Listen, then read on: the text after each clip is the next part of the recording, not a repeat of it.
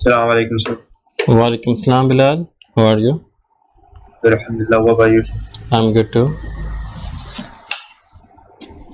So, as you know, this is our trial class for chemistry, and I want to discuss some things, some matters with you before we continue with the actual lecture. Uh, have you completed your first topic?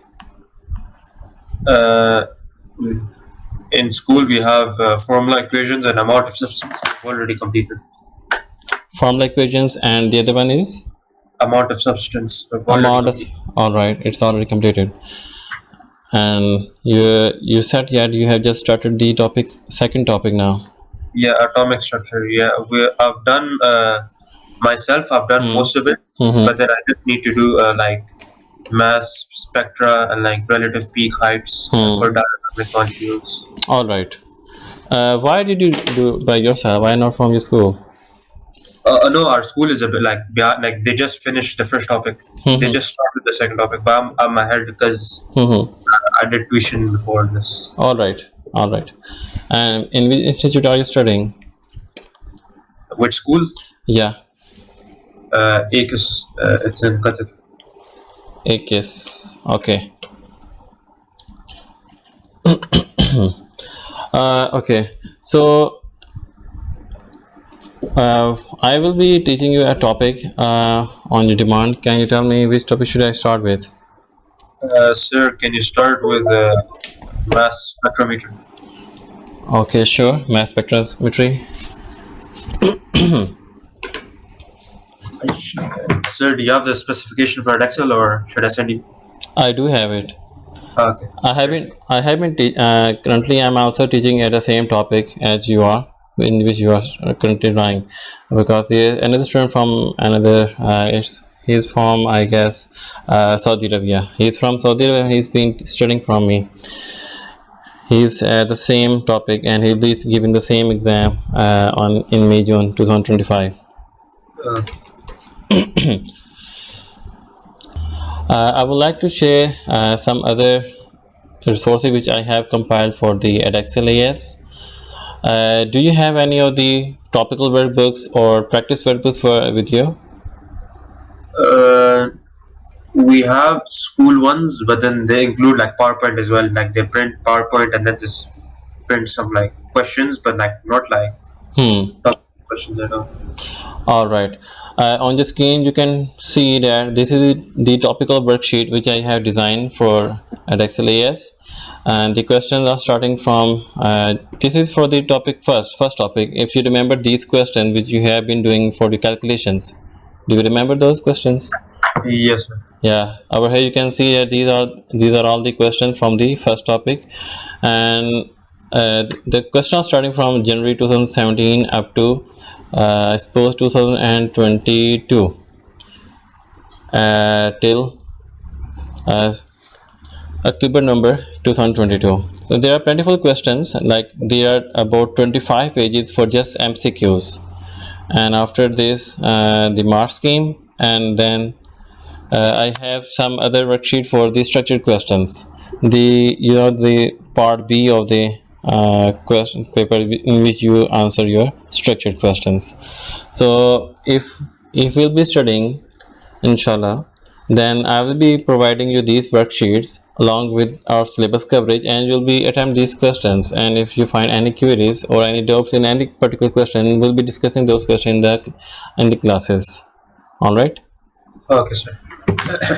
And for the current chapter which we are going to start, like this second topic, I have this topical worksheet.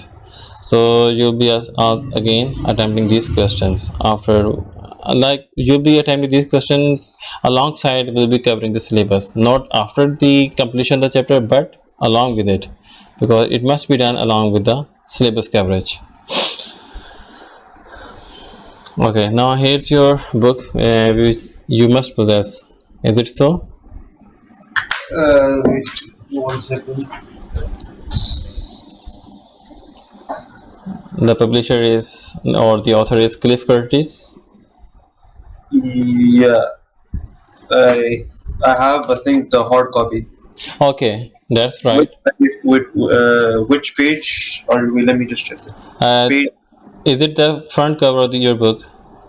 No, sir. It's different. I think my one is in older, 2015.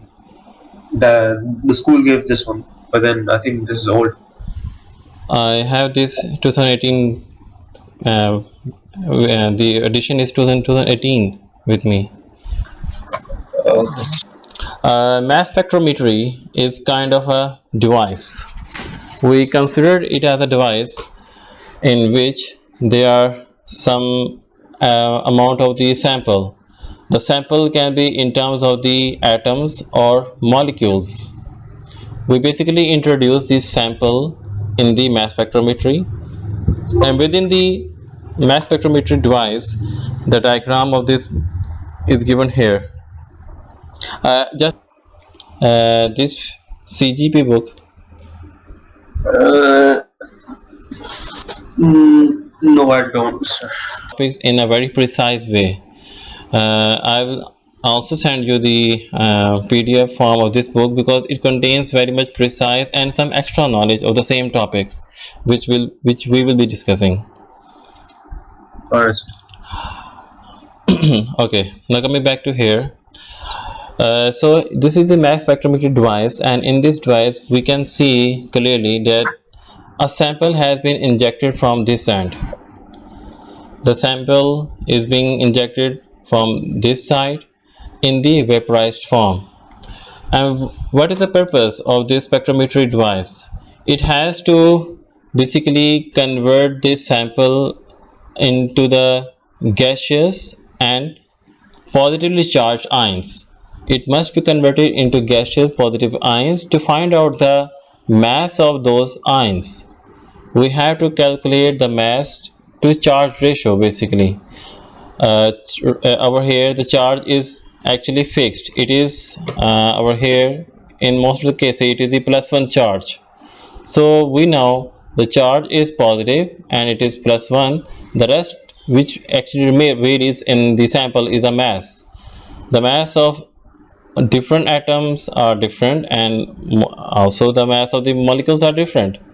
So the purpose of this mass spectrometry is to find out the masses of the different components present in the sample, and those components can be molecules or they can be simply the atoms. So that's the purpose of using the mass spectrometry device or mass spectrometer device. So here what how this machine basically works, it has been laid on over here how this machine basically works. This machine works by analyzing the gaseous states of the particles which moves along the machine. So as I told you that the sample which we will introduce must be vaporized form, and after this sample is introduced, it first goes through the ionization chamber. The purpose of this ionization chamber is to convert this sample into the ionic form. That's the purpose of the ionization chamber. So what shall be the charge of this ion? Positive. Yes, exactly, it must be positively charged. So how can we get a positively charged ion? How do we get positive ions? By ionization. By ionization. But what is the actual you can say underlying reaction carrying out in the ionization? Sure. The type of the reaction which converts any sample or any substance into a positive ion. The reaction. Not sure? Okay. You must have studied in your IGCSE or in your previous chapter as well that we can basically get two types of the ions, positive ions and negative ions, by interplaying the electrons. Isn't so? The electrons are involved in the formation of the positive and negative ions. Yes. How do we get positive ions if I say electrons are involved? It loses an electron, becoming a positive one. Yes, but the actual word or accurate word is to loss of electron. Loss of electrons. When any substance loses electron, it converts into the positive ions, right? Yes. And when we have a gain of electrons, then you get Negative. negative ions. And what is the second name of the positive ion? Give me 1 second. Uh,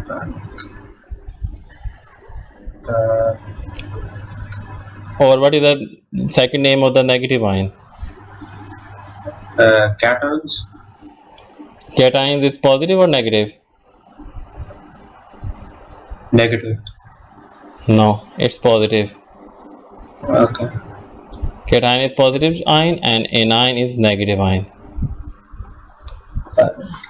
So in the mass spectrometer, we basically get the cations by the loss of electrons. So this ionization chamber is definitely that type of chamber which is converting the sample into the positive ion using the electrons. So the electrons are involved and the electrons are being provided using the electron gun.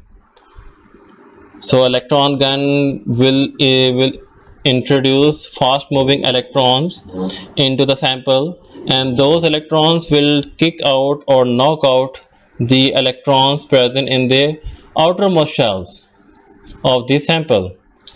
That can be a molecule or it can be any atom.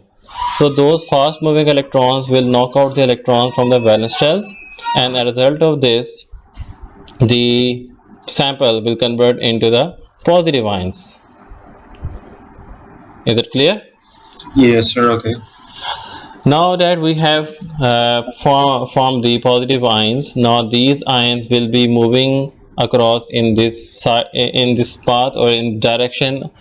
You can call it as a tube from which it is passing, but we need to have it moving in a very fast speed. We will increase its speed or will accelerate those ions using an accelerator. The accelerator in this device is provided by the electric field. Electric field, as you know, is a region where any charged particle has its effect. So charged particles creates an electric field, but over here we are basically using the electric field plates here. The electric field, this electric field is being provided by the plates over here. You can see these diagrams. These are the electric plates which are providing the electric field, and what they do, they basically increase the speed or accelerate the positive ions while moving in this region. So this is done using the electric plates or the electric field. Now they are moving at a very fast speed from this tube. When they are moving in this tube, they are now reaching at this point, the curved point of this tube. At this curved point, you can find that there is a magnetic field. What is the purpose of magnetic field on the charged particles? It bends the charged particle. The magnetic field will definitely or basically deflects the charged particles. So the positive ions will be deflected by the magnetic field, and now the real purpose of mass to charge ratio comes into play at this point. The purpose of the mass to charge ratio was to separate those ions according to their mass to charge ratio, and since the charge is the same in all the ions, the only left factor to separate those ions is a mass. The mass of the atoms will be different. Do you know such type of the atoms which have different masses of the same element? Isotopes. Yes, exactly. Atoms with different. What are the different? What is the different property in such atoms? Atoms with different Mass. Mass. And is there any other thing which we can refer to? Mass atoms with different. Neutron. Yes, very good. With different neutrons. So such atoms are separated from each other because of this mass to charge ratio. Now this is a curvature or curve point. So you can put into your observation that whenever we have a heavier ion, that heavier ion will be deflected less. Heavier objects or heavier atoms deflects less as compared to the lighter particles. The lighter particles will deflect more. They deflect more. So can you tell me from if I label these paths as 1 2 3, this is the left one is 1, central one is 2, and the third the rightmost is third. Can you tell me which path will contain the heavier particles? 1, Why? because it's deflected less. Yes, very good. It is deflected less. It will contain such particles which are heavier. So yes, this path belongs to the heavy particles, and the third path belongs to the lighter particles. Now that they are separated at this point up to this whole region, this whole region is basically purpose built for the for the separation of the ions. They will now continue moving in the chamber or in the tube, and they will now reach at the detector. The detector is ion detector because we are getting the ions. So this ion detector is basically connected with the uh, computer system. That computer system will show the data of those ions which are arriving or those which are hitting the detector, and on this detector there is an amplifier connected with it. The amplifier will amplify the signals of those ions. Now what kind of data shall we obtain on the screen of the computer? We'll find data in the form of a spectrum. This spectrum is called a mass spectrum over here. This is a graph which will be obtained on the screen of the computer system, and it shows some vertical lines constructed on the x and y axis. The x-axis represent the value of m by z, and the y-axis represent the values of the relative abundance. What is this relative abundance? How much percentage of that ion is in the sample? Very good. How much percentage or specific atom or molecule is present in the total sample? Very good. So we will get some vertical lines, and we need to interpret these vertical lines to check some calculations. Like we are supposed to find out some values out of these vertical lines. So here in this case, we are given, for example, a mass of 28 and another peak of 56, and their charges are like the mass of the charge of the mass 28 is 1 plus, and the charge of the second mass is 2 plus. Now their ratios when calculated will give you the same value, 28 over 1 plus, it will be equivalent to 56 divided by 2 plus. So their values will be same, 28 and 28. So the purpose of using the mass spectrum is to identify which compounds, which molecules or ions are present according to their relative abundance. So this is the second factor which will help us to find out the identity of the substances. Is it clear? Yes, sir. All right. Now do you want me to calculate the values of the relative atomic mass using this spectrum? Yes, sir. Okay. All right, now we have a particular example of chlorine. The chlorine element contains two isotopes, So here we have the example of the chlorine. Do you know those two isotopes of the chlorine? 35 and 37. Yes. The chlorine has 35 and 37. These two values represent The atomic mass. atomic mass. Okay, good. Now, in accordingly, we have now peaks over here. On left, two peaks. These two peaks represent the something, and these three peaks represent something else. Are you familiar with already with these lines? Sorry, sir. Repeat. Are you already familiar with these lines? Yes, I guess. So tell me, which two lines are being represented on the left side? The left side is 35 Cl, and the right one is 37 Cl. And what about the the rightmost three lines? The left one is represented by 35 Cl. The middle one is represented by 35.5 Cl. And then the most right Okay, one okay. You were right about these two lines, but not about these three lines. You are wrong about these lines. they're diatomic, so there's two. That's what I meant. I suppose because you have already studied these topics, that's why you know something right, but you are like forgetting about the rest of the thing. You should check out the values on the x-axis. Over here, these two lines represent that one of the value has a mass of 35 and the other value is 37.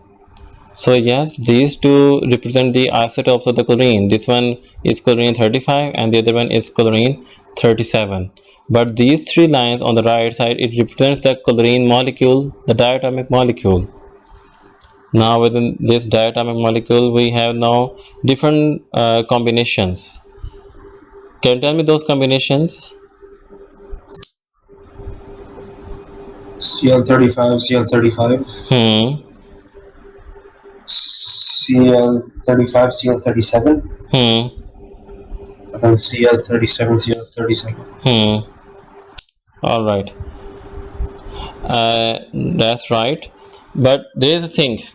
When we plot these values according to their percentages, we get some ratios between their percentages as well. There's a ratio of 9 ratio 6 ratio 1. 9 ratio 6 ratio 1. Now how did we calculate this ratio?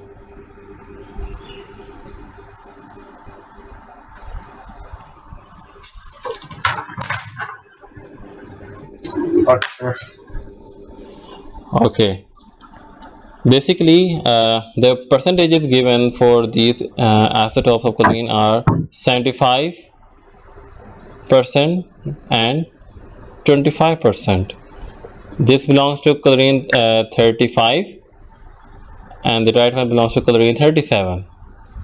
So basically, if you calculate their ratios, you will find the same percentage as one ratio. You will get ratios as 3 ratio 1.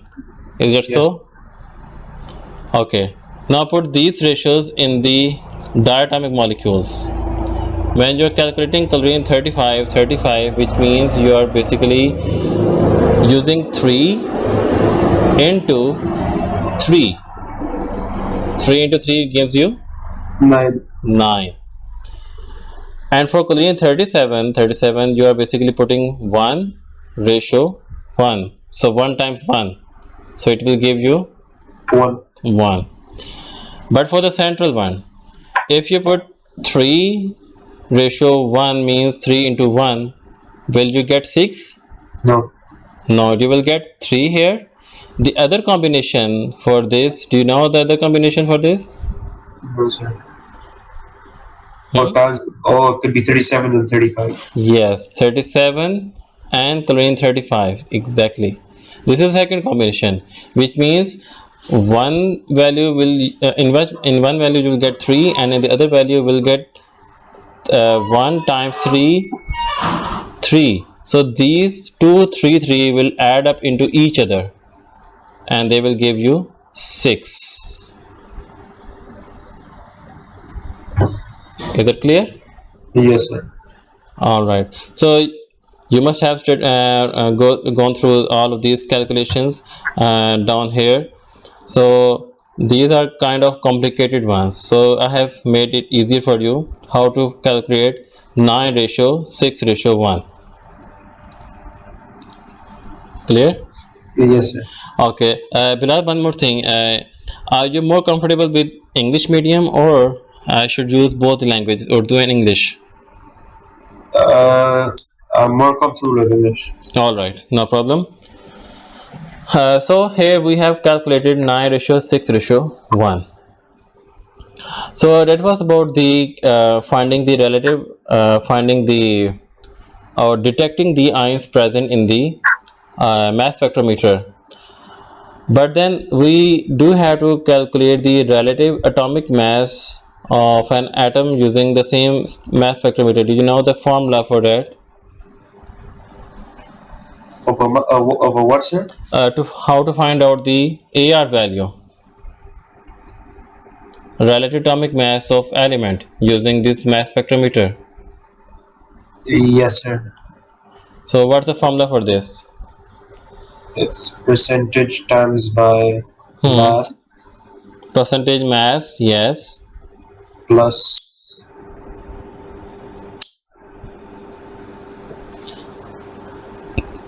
there must be example, and then I can.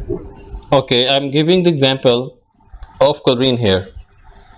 The chlorine is 35 and 37, and the percentages are 75 for chlorine 35 and 25% for chlorine 37. Now how will we get AR value?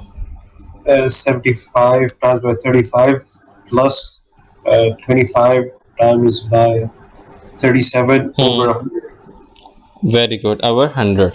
Yes, that's the formula to find the relative atomic mass of the element. Good. So we can now move forward towards the determination of the molecular mass of a polyatomic molecule. What is polyatomic molecule? I'm not sure. Okay, you are already well familiar with diatomic. What does a diatomic molecule stand for? Dia stands for two, so two atoms. 2 atoms. So diatoms can include Cl2, H2. Okay. Is there any other diatomic molecule which contains different elements? N2. Any molecule which contains different elements. Different elements. I'm not sure. HCl. It's a diatomic molecule. HF, HI, carbon monoxide. These are molecules, but they contain different elements, and they are still diatomic. These are all the examples of the diatomic. Clear? Yes, sir. But the polyatomic molecules stand for all those molecules which contains more than 2 atoms, having more than 2 atoms. So these can contain again one type of the element, or it can contain more than one type of the elements. So I can give the example of H2O.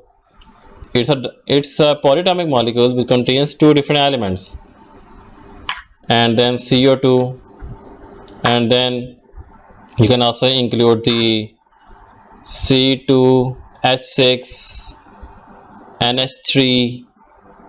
These are the examples of diatomic molecule containing more than 2 elements. And one more, an example which contains more than 2 atoms, but they are of the same element.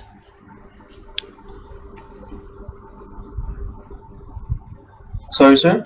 What do you say? An example which contains only one element, but it must be it must be a polyatomic molecule.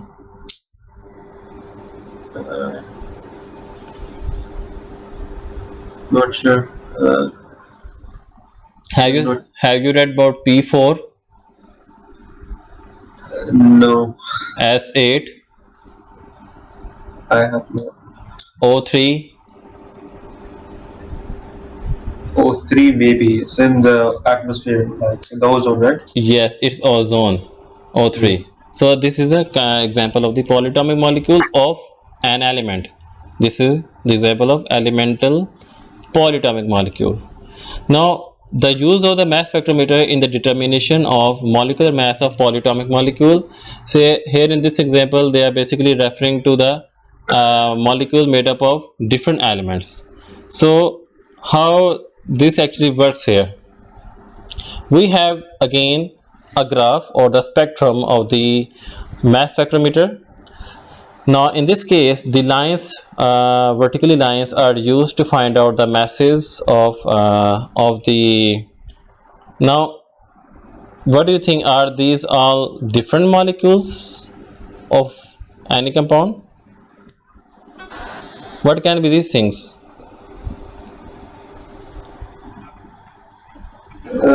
Same molecule, but then like different ion.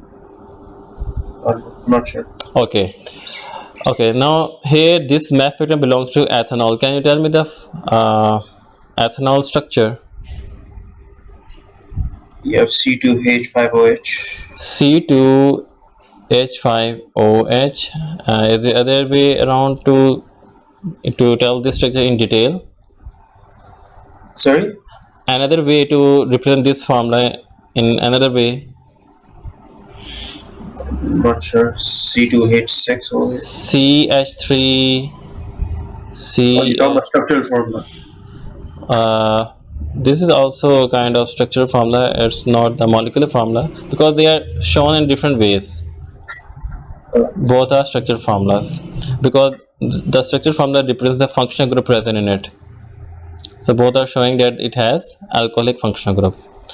Okay, if I show it in a displayed formula, the displayed formula of the ethanol, it will be like this, right? Yes. Now the vertical lines over here are basically showing masses of small to large values. From smallest, you can see the smallest value over here is 14 and the largest value over here is 46. This largest value or the vertical line of the largest value represents the M peak. M peak stand for molecular ion peak. Molecular ion peak, or in short form it is the M peak. This is a peak of the molecule itself. The molecule in this case is the ethanol. So this M peak represents the ion formed by the ethanol, which means the charge on the whole ethanol would be plus charge. Are you getting my point? Yes, sir. So either you write plus charge over here or a plus charge on over here. So this is shown as M plus peak or molecular ion peak. Sometimes they just put only M, and sometimes they can also put M with plus charge because this ion cannot be detected in the mass spectrum unless it is positively charged. If it is a neutral, it will not be detected. So only positively charged ions can be detected in the mass spectrum. Moreover, you cannot detect negative ions and you cannot detect radicals, free radicals. Are you familiar with free radicals? No, sir. Okay, leave this thing then. So you cannot detect the negative ions or neutral atoms in the mass spectrometer. This free radical will be studied in detail in the organic chemistry. It is included in your AS, free radicals. Okay, now these vertical lines, out of these vertical lines, only one line, as you know, is the line belonging to the ethanol itself. Then what about the rest of the lines? To which what they basically represent?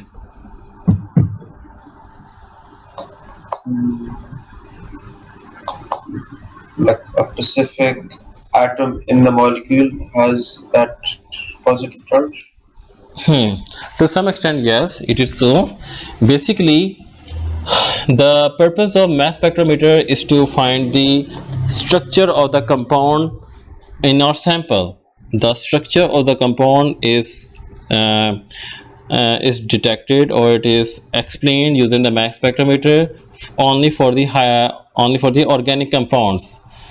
So what actually happens, that this ethanol molecule will be fragmented into different parts.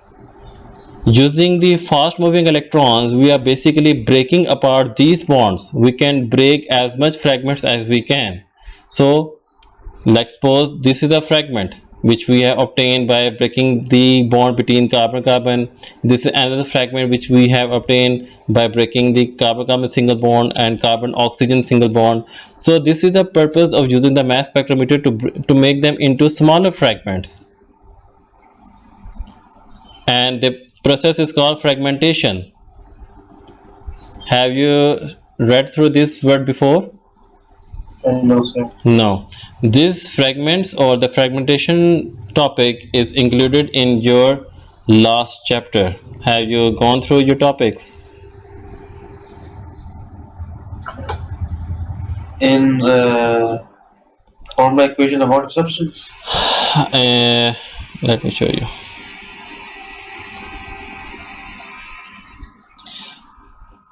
So this is your topic 10.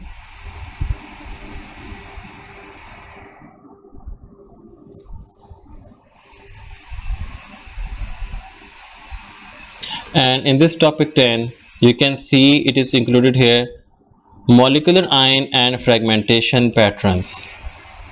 This fragmentation is the last topic, almost last topic, which you will study at the end of your AS course.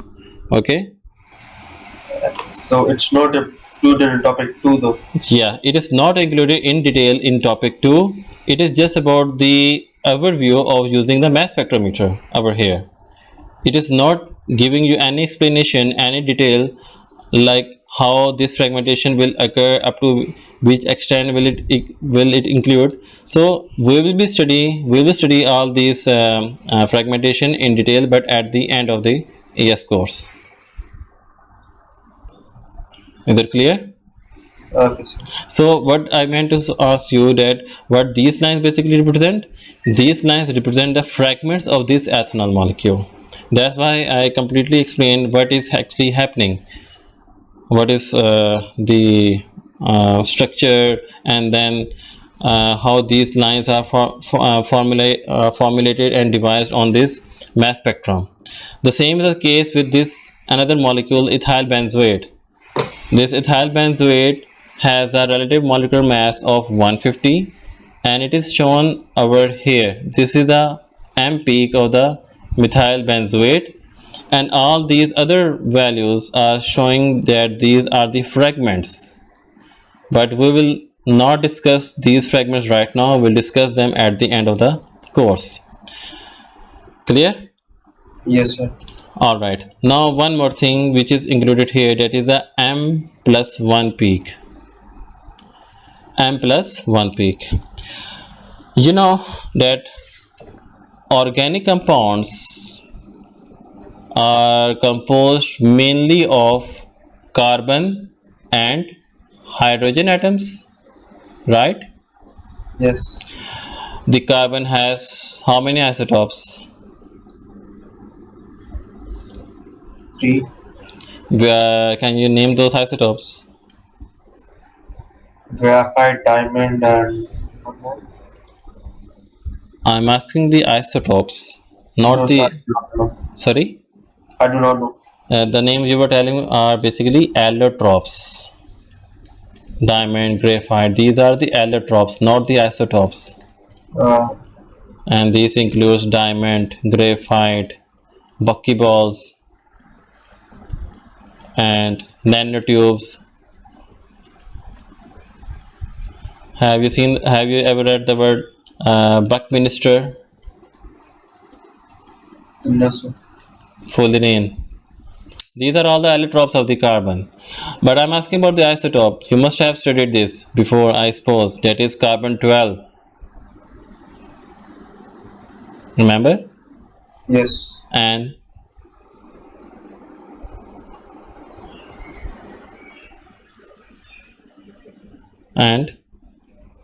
What? What do we? I'm not sure. carbon 13 and carbon 14. These are the three isotopes of the carbon. The percentage of carbon 12 is 99%. That's the percentage of carbon 12. Carbon 13 is almost 1.1%. And the carbon 14 is 0.000 something percentage with any 2 or 3 value here. It is very less in nature. So as you know, the organic compound contains the carbon as a basic component, which means that there is a possibility of having carbon 13 in your compound because it is present by 1.1%, although it is very small value, but it is somewhat significant when you consider 100 molecules of the compound. If you have 100 molecules of any compound, then out of these 100 molecules you will have 99 molecules containing the carbon 12 and 1 molecule will contain the carbon 13. Do you get the point? Yes, sir. Now carbon 12 has simply the mass of 12, but carbon 13 has a mass of 13, which means 13 is 1 unit greater than the carbon 12, right? Yes. This M peak originally linked to the original compound, whatsoever it is. Can be ethanol or it can be ethyl benzoate, whatsoever. But this M+1 peak represents the value of the peak in which there is carbon 13 instead of the carbon 12. Clear? Bilal, is it clear? Sir, can you repeat once more? I'm saying this M+1 peak represents the molecule of the compound. It is a peak of the molecule of the compound which contains a carbon 13 isotope instead of carbon 12 isotope. Okay. That's why its value is 1 unit greater than the mass of the compound. It is 151 instead of 150. Now this extra 1 unit increment or 1 unit greater value of the mass is because of the carbon 13 mass instead of carbon 12 mass. Okay. So that's what this M peak and M+1 peak represents. Now we have just seen the overview of the purpose of using the mass spectrum or mass spectrometer.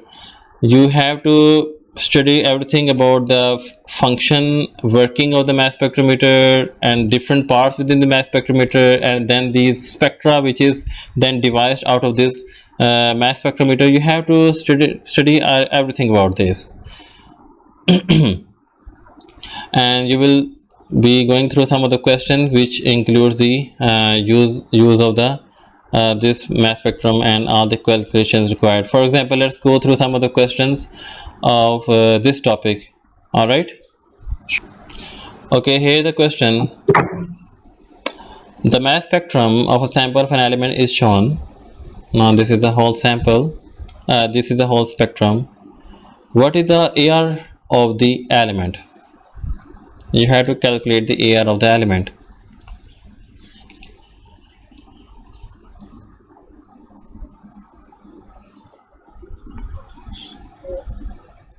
Okay, should I do that right now?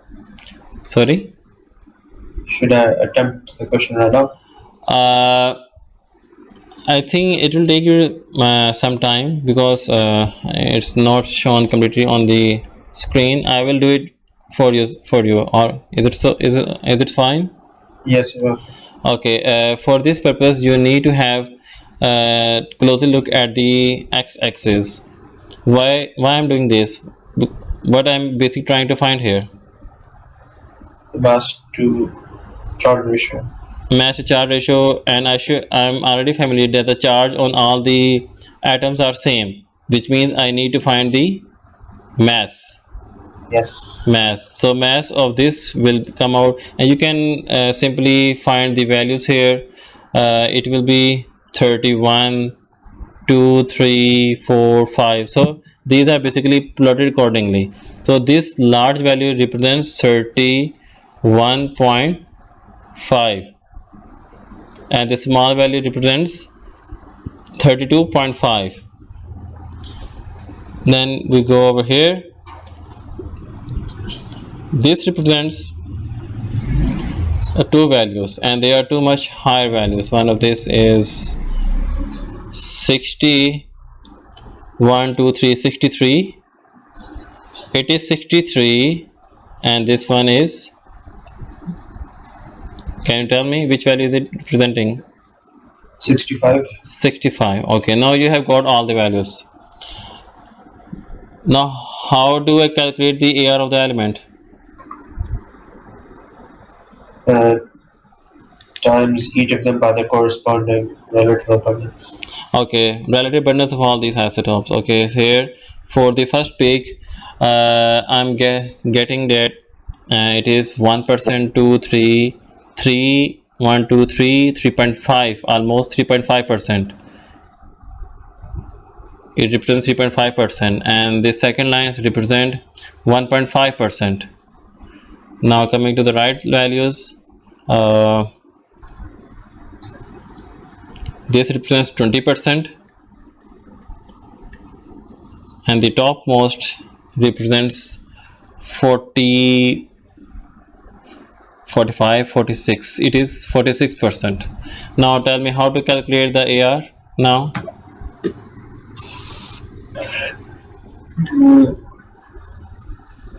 You use the formula.